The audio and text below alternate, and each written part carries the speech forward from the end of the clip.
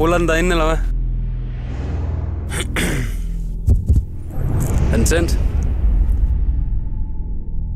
Det hele startede med, at jeg gerne ville have et nyt surfboard. Men jeg havde ikke rigtig råd. Og så fandt jeg ud af, at hvis jeg købte materialerne, så kunne det lige lade sig gøre. Så jeg spurgte min far til råds. Han plejede at shape windsurfboard tilbage i 80'erne. Og han sagde, at det er mega giftigt og totalt besværligt. Det er verdens dårligste idé. Men det stoppede mig ikke. Mit navn er Mathias. Og sammen med min bror Simon og vores ven Bo har vi startet surfmærket O'Dawn.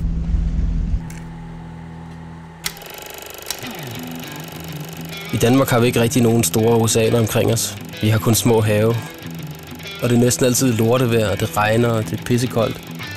Og der kommer næsten kun bølger, hvis det blæser rigtig meget. Og det giver selvfølgelig en masse udfordringer i forhold til temperatur og så videre. Så selve det at starte et dansk surfmærke er måske ikke verdens bedste idé. Fuck, jeg har slet ikke tal på, hvor mange gange vi har banket hovedet mod muren. Det at lave tøj er det hele taget mega svært. Jeg tror slet ikke nogen af os, der havde gjort os noget begreb om, hvor kompliceret det egentlig var. Bare det at vide, hvad man skal kigge efter, både rent konstruktionsmæssigt og hvad en god meter var, men også hvad man kan og hvad man ikke kan. Det har været en sindssygt lang proces at lære. Jeg tror, det bunder i, at vi elsker at lave ting med vores hænder.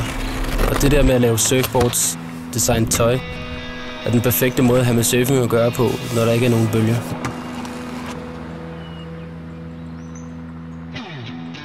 Da vi startede O'Dawn, der havde vi overhovedet ikke nogen plan om, hvordan det hele skulle løbe rundt. Vi havde ikke nogen businessplan, og nede i banken, der grinte de nærmest af os, når vi ville åbne en bankkonto. Så vi har måttet gøre alting selv. Alt lige fra at lave hjemmeside og kundemøder og pakke kasser og alting.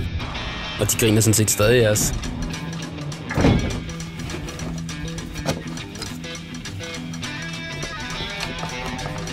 Nogle gange kan det godt være svært at skelne mellem, hvornår man er på arbejde og hvornår man har fri, når det hele handler om surf.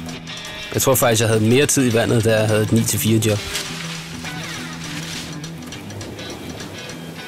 Der er tit, hvor jeg ønsker, at jeg bare kunne holde fri og bare hygge mig med mit barn og min kæreste, og ikke have alle de bekymringer, der følger med.